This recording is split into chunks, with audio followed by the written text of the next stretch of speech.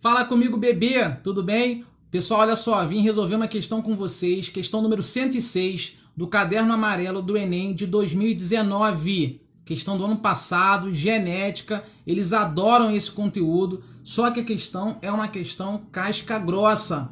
Apesar de ser uma questão conceitual, ela é difícil, porque o aluno esquece de uma exceção que existe dentro da genética, tudo bem? Até dentro da genética que a gente chama de genética mendeliana. Então vem comigo que eu vou tentar elucidar isso para você. Vai ser um pouquinho longo, mas pode salvar a tua vida na hora da prova, beleza? Preste atenção. O pai da genética é considerado Gregor Mendel, tá? Ele não era um geneticista em si, ele não conhecia a fundo genética, mas ele, no mosteiro em que vivia, começou a perceber as características de algumas ervilhas num jardim e optou por fazer algum cruzamento, né? Cruzamentos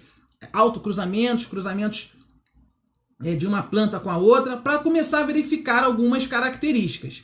Então, por exemplo, ele viu lá que uma ervilha tinha um caule longo e a outra tinha um caule curto. Se ele cruzasse uma ervilha que tivesse caule longo com caule curto, como é que ia ser essa prole? Como que ia ser a próxima linhagem de ervilhas?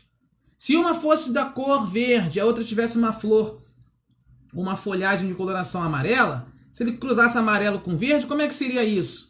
Se uma semente fosse rugosa e uma fosse lisa, e ele cruzasse essas características, o que será que ia acontecer? Quando ele faz esses cruzamentos, ele encontra e define algumas leis, porque estatisticamente ele chega em percentuais claros. Esses percentuais, né, vão dar base para ele definir o que ele chama de primeira lei de Mendel, tudo bem? Não repara na letra não, hein? E também a segunda lei de Mendel. Tudo bem? Até aí tranquilo.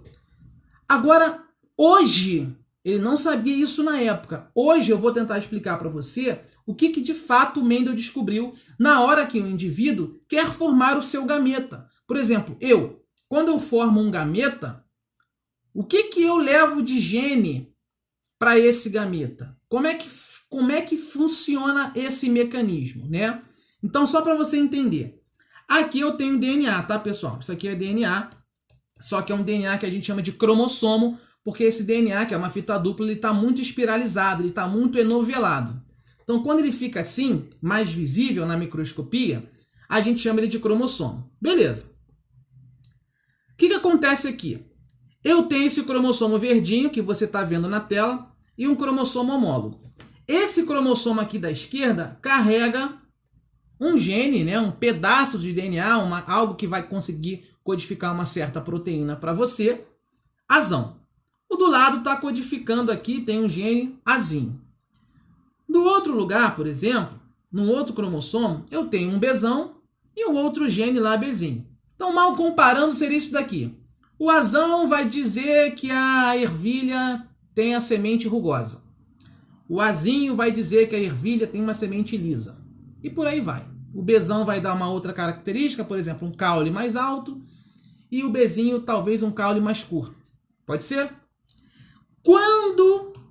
Quando esta ervilha vai produzir o gameta dela na hora da reprodução, através da meiose, olha o que acontece.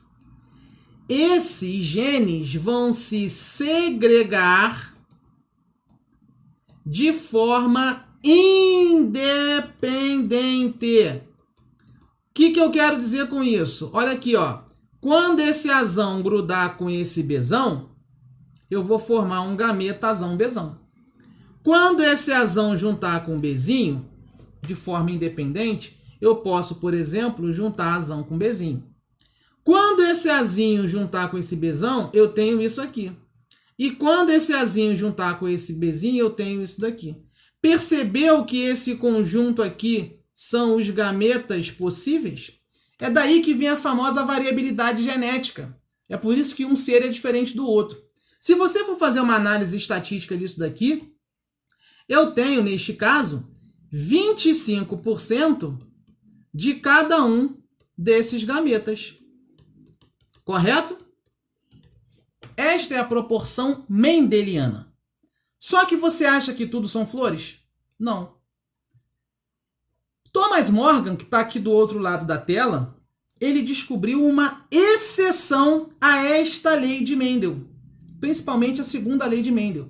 Esta exceção, pessoal, se chama linkage.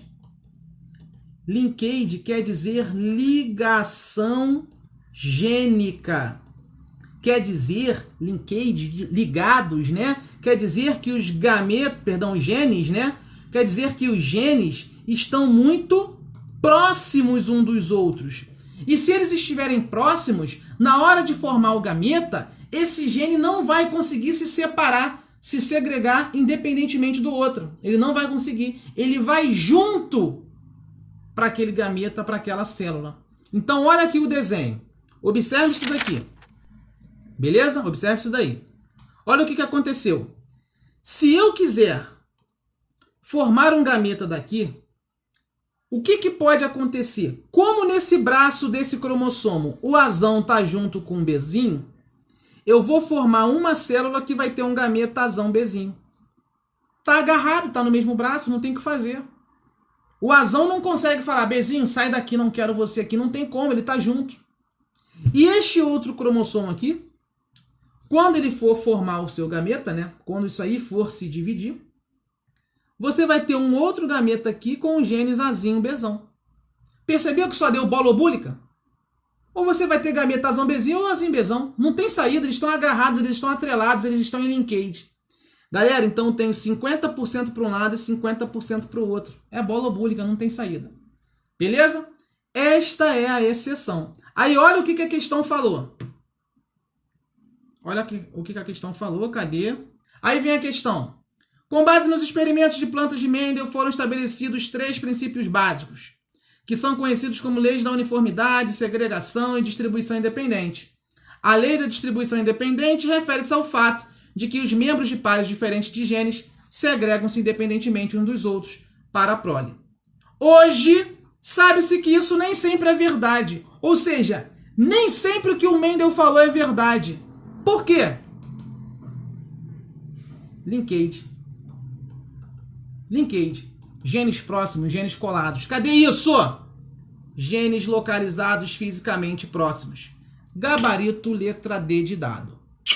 Tchau e bênção.